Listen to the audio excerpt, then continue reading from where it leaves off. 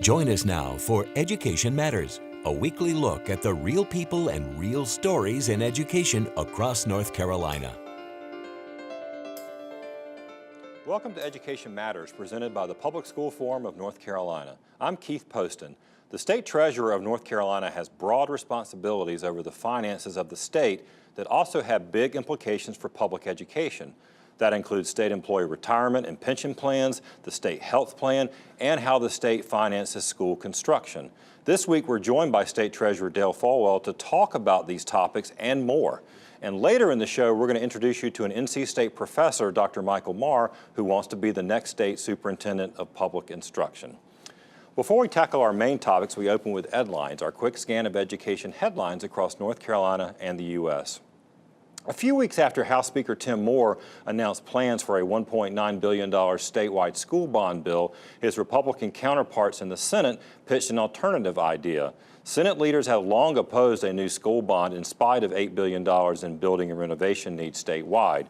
According to Senator Harry Brown, who's pictured here at a press conference announcing his bill and their bill last week, their pay-as-you-go plan would provide just over $2 billion each for public schools, community colleges, and the state's universities over the next 9 years. The House bond plan, as currently written, could provide $1.3 billion for K-12 public schools.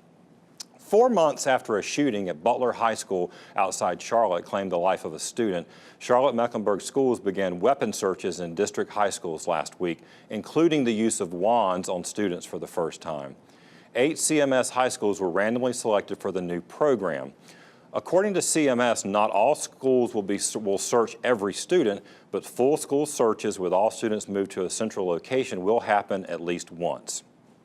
Finally, a Wake County Democratic lawmaker plans to introduce a bill that would expand the new North Carolina Teaching Fellows program. As we noted on last week's show, the new Teaching Fellows program that began last year has no stated diversity goals and does not include a single historically black college or university. Representative Cynthia Ball, pictured here, announced plans to introduce legislation to expand the number and the diversity of the North Carolina Teaching Fellows program.